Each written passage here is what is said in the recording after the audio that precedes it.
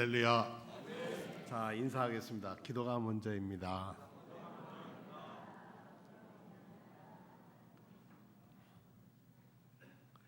오늘 본문은 이렇게 얘기하고 있습니다. 예수님이 무덤에 묻히셨는데 돌로 입구를 막아놨습니다. 매우 큰 돌이었고 거기에 지키는 경비병까지 있었다고 그러죠.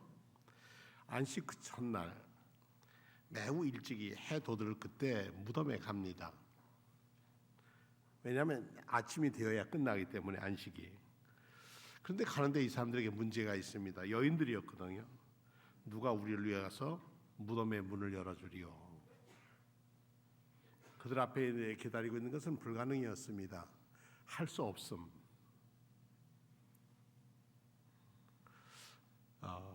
어떤 일을 할 때 할 수 없음이라고 하는 우리의 현실이 앞에 있는데 이 사람들은 예수님에 대한 사랑을 가지고 왔습니다. 향유를 가지고 와서 시신을 깨끗하게 다시 정리하고 싶은 마지막 사랑의 표현이겠죠.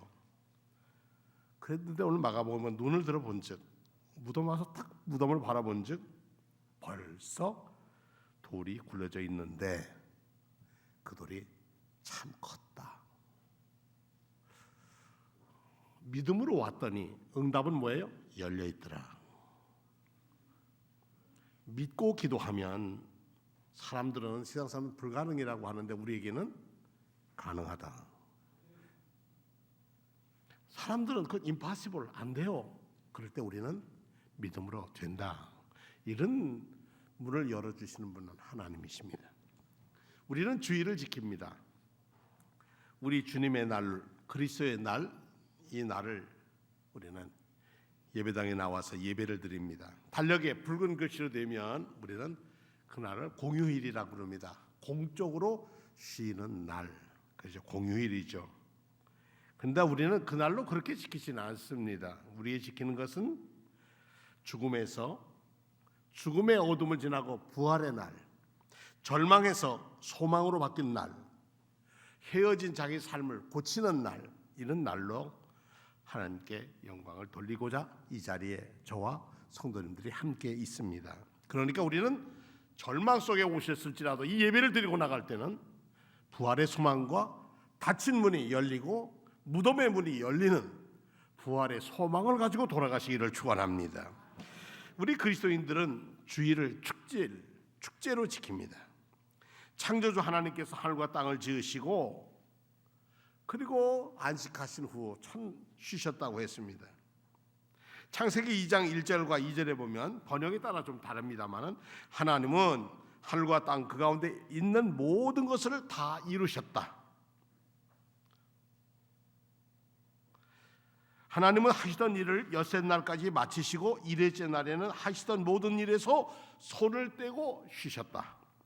일회 날에 하나님이 창조하시던 모든 일에 손을 떼고 쉬셨으므로 하나님은 그 날을 복되게 하시고 거룩하게 하셨다.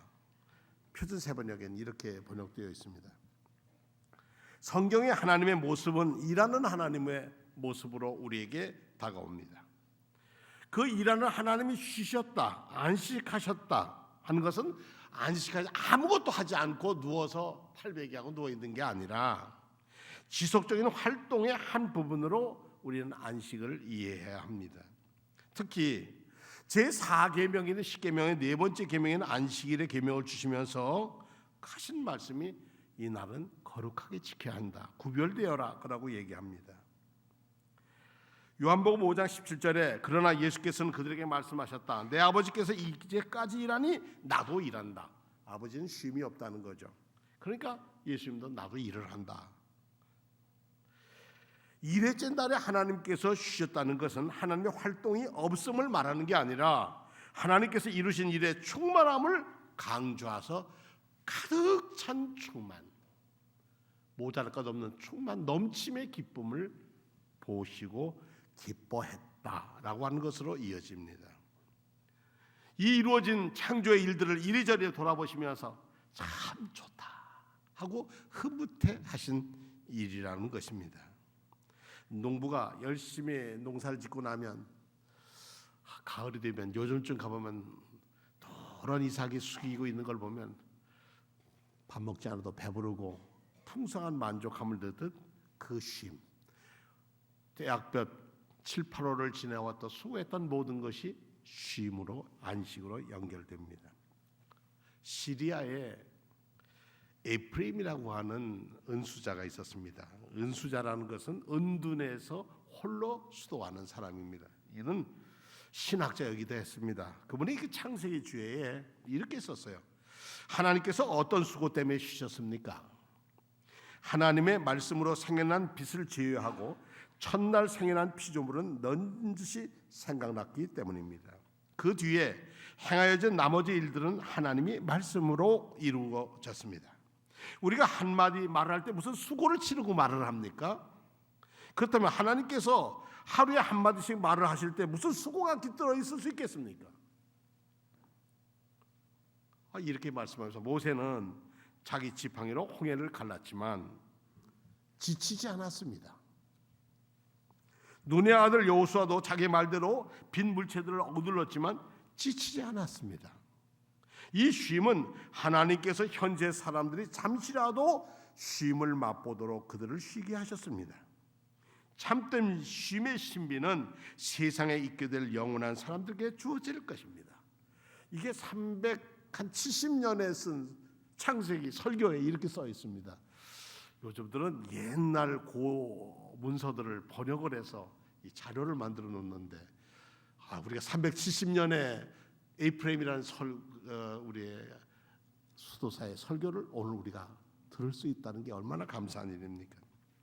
자, 모세가 홍해를 어떻게 갈랐습니까? 우리가 영화를 본 사람들은 그 10개의 영화에 이게 머리에 딱 들어간 사람들은 모세가 지팡이를 가지고 어떻게 해요? 물을 딱 찌르니까 쫙 갈라졌다. 이건 영화입니다. 근데 영화를 가지고 우리나라에 드라마 하면 그게 꼭 역사인 줄 알아요. 드라마는 역사를 가지고 영화를 만든 거, 드라마를 만든 거죠. 성경에 어떻게 써 있죠? 모세가 팔을 지팡이 든 손을 내밀매 어디를 향해서? 홍해를 향해서 내밀었더니 갈라졌더라 그랬어요. 그 내미는 게 큰 수고인가요? 또 여호수아가 야 해야 달아 멈춰라 하고 싸움을 할 때 그게 말한 것이 무슨 쉼이 있겠느냐. 그러니까 계명이라는 안식일을 지키라는 이 계명이라는 것은 명령하기에 앞서서 기억하라는 겁니다. 10계명의 첫 계명이 뭡니까? 너희 하나님 여호와 한 분인만 섬겨라. 이거 뭐예요? 너희를 출애굽해서 여기에 자유인을 만들으신 출애굽의 하나님을 기억해라. 그리고 그 외에 다른 우상을 섬겨서는 안 된다. 그다음에 네 번째 계명, 안식일을 꼭 기억해라. 네 부모를 꼭 기억해라. 내 이웃의 생명이 소중하니까 살인하지 말고 남의 소유가 소중하니까 그거 훔치려 하지 마라. 기억하고 살아라는 거죠. 이건 계명이니까 하면 안 하면 안 되는 거가 아니라 우리의 삶이 이렇게 해서는 사람이 사는 도리가 아니야. 하나님의 백성이 사는 도리가 아니야. 그렇기 때문에 지키는 거죠. 무엇을 기억하라고 했느냐? 창조의 영성. 하나님이 창조하시고 하나님은 해방하셨고 하나님은 자유하셨고 오늘 주일 우리는 하나님은 예수 그리스도를 부활하게 하셨다. 그것을 기억하라는 거죠. 죽음에서 생명으로 옮길 수 영생으로 간다. 그러니 이 자리에 계신 성도님이나 저나 예수 그리스도를 믿음으로 죽음에서 영생으로 옮겨지는 믿음을 가지고 산다. 그 마음을 확인하기 위해서 이 자리에 계신 겁니다. 십계명의 네 번째 계명은 안식일 준수 사항은 이제 그것이 예수님이 돌아가시고 오순절마가 다락방으로 신앙 공동체가 생기면서 사람들이 율법에서 복음으로 옮겨가기 시작했습니다. 안식일에서 주님이 부활하신 날로 그들은 모여서 기도하기로 시작했습니다. 그래서 안식에서 율법에서 복음으로 옮기는 전환점이 됩니다. 어디 성경에 주일을 지키라 그런 말이 있습니까? 없잖아요. 안식교 다니는 사람은 봐 성경책에서 없는 거 왜 지켜? 그런데 우리는 뭐예요? 안식하신 날을 쉰 게 아니라 그 창조의 영성을 가지고 그것이 인간의 피조물이 죽을 수밖에 없는 우리를 다시 살리신 부활의 날을 기린다. 그래서 함께 살아간다는 거예요. 인간의 가장 큰 숙제가 뭡니까? 죽음이 아닙니까? 죽음 너머의 영생이 있음을, 죽음 너머의 참인간의 자유가 있음을 선포하고 몸으로 살으셨고 부활하셨고 승천하셨고 다시 오시겠다고 약속하신 그분을 믿고 기다리는 거죠. 요한복음 20장 19절에 그날 곧 주간 첫날 저녁에 제자들은 유대인들이 무서워서 문을 모두 걸어 닫고 숨어 있었습니다. 그때에 그 걸어 닫는 속에 예수님이 오셨어요. 그리고 인사했습니다. 너희에게 평화가 있기를. 여기 성경 깁니다만 이건 간단합니다. 샬롬, 평안이 있기를. 그리고 이 말씀을 하시고 저는 귀신 아니야? 뭐 이렇게 생각할 수 있는데, 자, 내 옆구리 봐라. 창에 찔린 자리. 그때 다 골고다에 가 있었으니까, 자, 손 봐라. 여기 못 박았던 자국. 제자들이 주님을 보고 선생님이 왔으니까 얼마나, 죽은 사람이 살아왔으니 얼마나 기뻤겠습니까? 그 기쁨을 가지고 있는 그들에게 예수님이 말씀하시기를 너희에게 이 불안 속에 있지 않고 평화 속에 있기를 빈다. 아버지께서 나를 보내신 것 같이 나도 너희를 보내. 하늘 보좌를 버리시고 낮고 천한 인간에 와서 인간을 구원하려고 나를 보내신 것 같이 인간화, 신화가 인간화로 성육신한 것처럼 나도 너희도 세상에 내 사랑과 내 복음을 가지고 내려가서 세상 사람에게 하나님의 구원을 전파해라. 이렇게 말씀하신 뒤에 그들에게 숨을 내뿜으면서 숨을 내쉬면서 말씀하시기를 성령을 받아라. 이 일을 하기 위해서는 성령을 받아라. 그리고 성령을 받은 사람이 해야 할 일이 있어요. 이건 예수님이 직접 말씀하신 거예요. 너희가 누구의 죄든지 용서해주면 용서해지지만 사해주지 않으면 그대로 남아있을 거다. 바꿔 얘기하면 부활하신 예수님을 주일에 나와서 예배하는 여러분들은 오늘 여러분의 할 일은 여러분에게 상처 준 사람을 용서하는 일이 먼저라는 거예요. 이게 우리 사명이에요. 그러니까 우리는 하나님의 사랑으로 하나님의 자녀가 되었으니, 하나님 자녀가 될 수 없는 우리를 자녀로 만드시고 영생을 선물로 주셨으니 우리도 서로 사랑하며 용서하는 것이 마땅하다는 겁니다. 혹시 나는 저 사람 내 눈에 흙이 들어가기 전까지는 안 봐, 뭐 이런 마음 가진 분은 안 계시겠죠. 내가 우리 형제 중에 누구는 정말 이름도 부르지 마라 그럴 분도 있을 수 있어요. 근데 그것 주님 말씀하시기를, 부활하신 주님이 말씀하시기를 너희가 용서해 줘야 한다. 용서해 주세요 말하기 전에 너희가 먼저 용서해 줘라. 그래서 이 주일은 우리는 용서하는 날이요, 주일은 우리가 새로운 삶을 시작하는 날입니다. 고린도후서 5장 17절에 누구든지 그리스도 안에 있으면, 그리스도 안에 삶을 살면 그는 새 인생을 사는 겁니다. 옛 생활은 벗어버렸으니 보십시오, 새 사람이 되었습니다. 똑같이 우리는 주민등록을 가지고 살지만 그리스도 안에 사는 삶과 그리스도 밖의 삶은 다르다는 겁니다. 주인은 세상에 생긴 첫날 창조와 감사의 찬양을 가지고 새로운 역사, 새 삶을 만드는 하나님의 은혜에 감사하는 날입니다. 사도행전 1장 11절에 보니까 예수님이 승천을 하시는데 이런 말씀을 들립니다. 갈릴리 사람들아, 어찌하여 하늘만 쳐다보고 서 있느냐? 너희를 떠나서 하늘로 올라가신 이 예수는 하늘로 올라가신 것을 너희가 본 그대로 다시 오실 것이다. 그랬습니다. 하늘만 쳐다보는 것, 그러지 말고 오늘의 너희가 살아야 할 삶을 살아야 한다, 이런 말씀이겠죠. 데살로니가 전서 4장 13절에선 형제자매 여러분, 우리는 여러분이 잠든 사람의 문제를 모르고 지내는 것을 바라지 않습니다. 이는 여러분이 소망을 가지지 못한 다른 사람과 같이 슬퍼하지 않게 하기 때문입니다. 우리는 예수께서 죽으셨다가 살아난 것을 믿습니다. 이와 같이 하나님께서 예수 안에서 잠든 사람들도 예수와 함께 데리고 오실 겁니다. 제가 지난주에 이재철 목사님 설교를 읽었는데 그 이재철 목사님이 그런 말씀하시더라고요.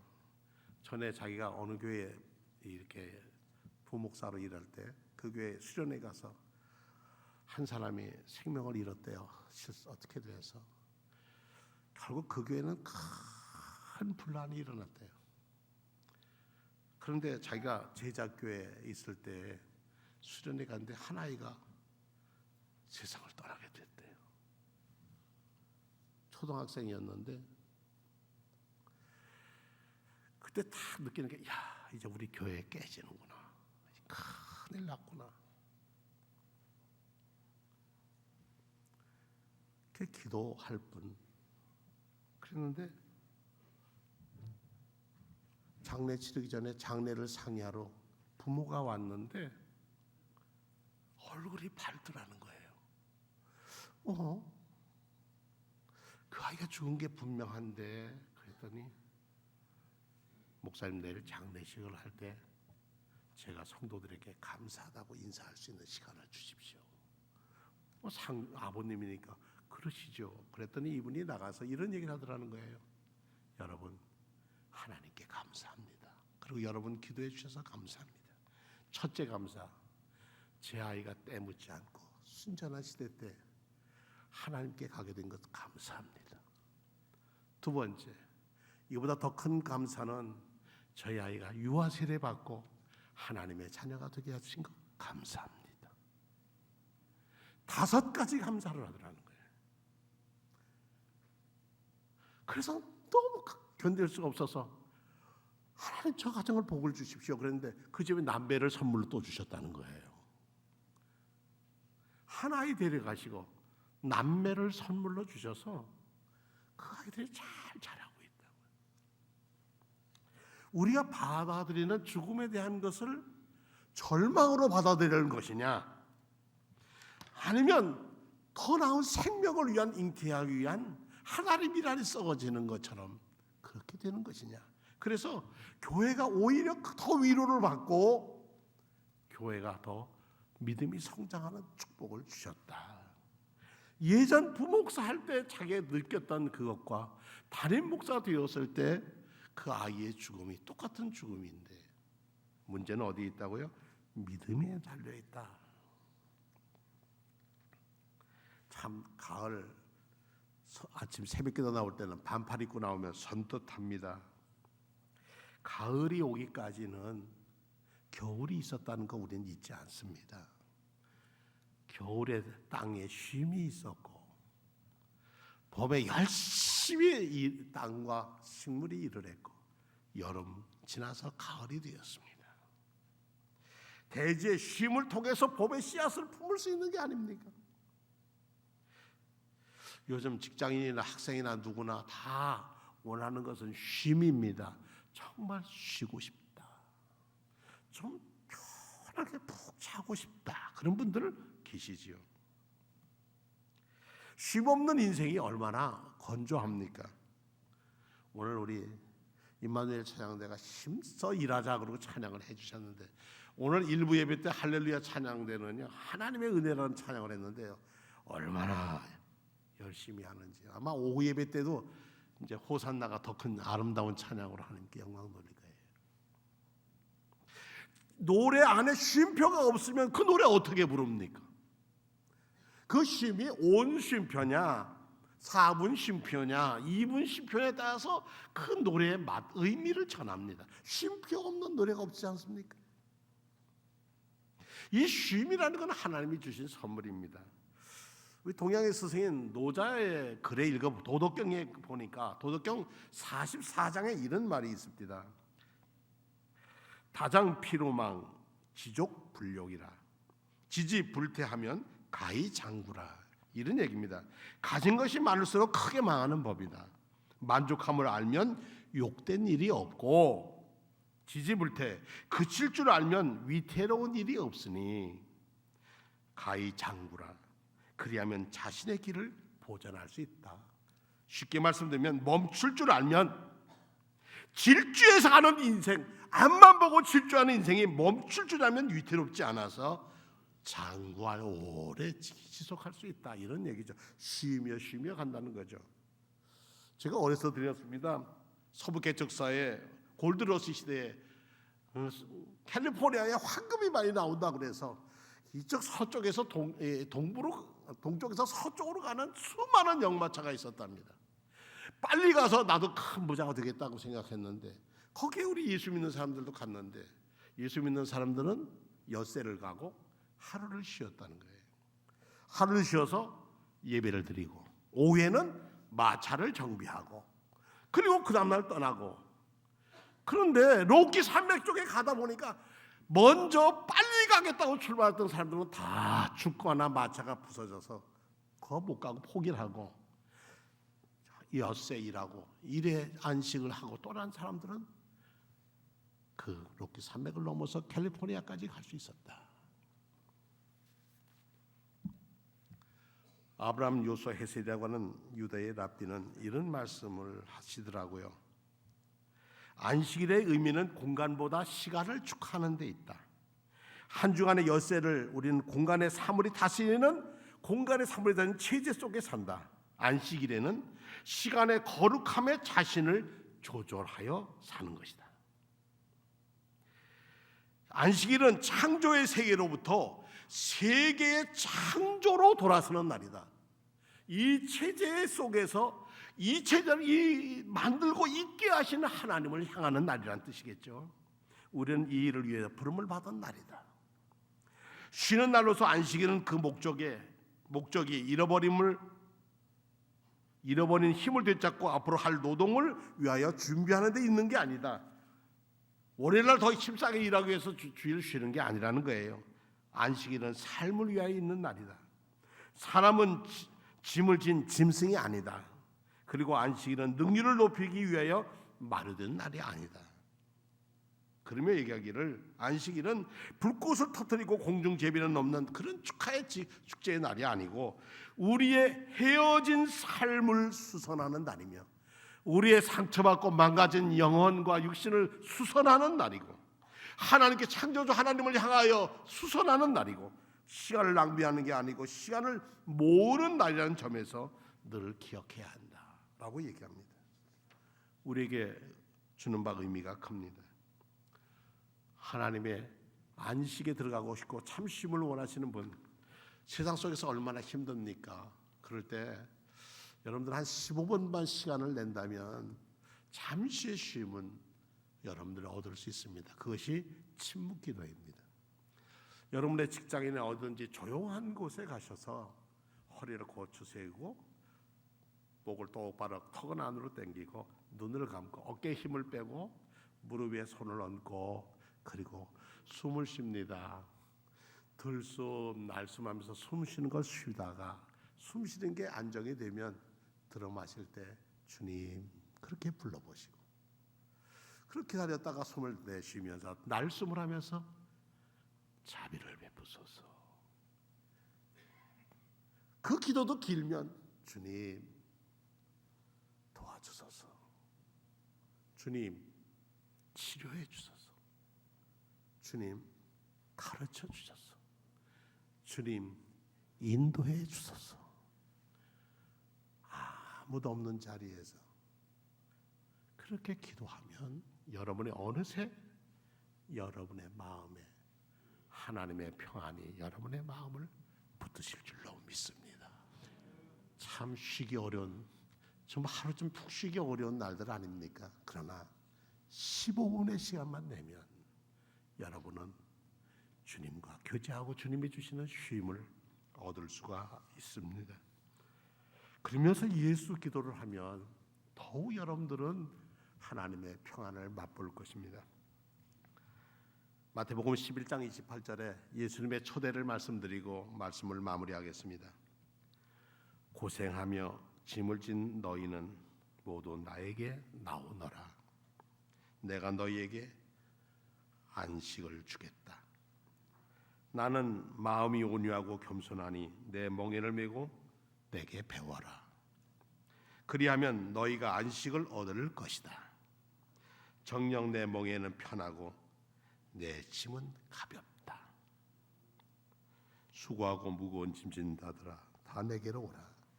내가 너희를 쉬게 하리라 하셨습니다. 참 바쁘시고 힘든 세상이지만 버스를 타고 가시면서도 기도하실 수가 있고 지하철을 타고 가시면서도 기도하실 수가 있고 여러분이 부엌에서 조리하면서도 기도할 수가 있고 여러분의 호흡의 숫자만 맞춘다면 주님 하고 여러분이 부르는 순간 능하신 주의 손으로 여러분을 붙드실 줄로 믿습니다. 치료해달라고 기도할 때 주의 자비의 치료의 손길이 여러분과 함께할 줄로 믿습니다. 인도해 주십시오라고 간구할 때 주님은 내가 네 앞서가고 있단다 하고 말씀하실 겁니다.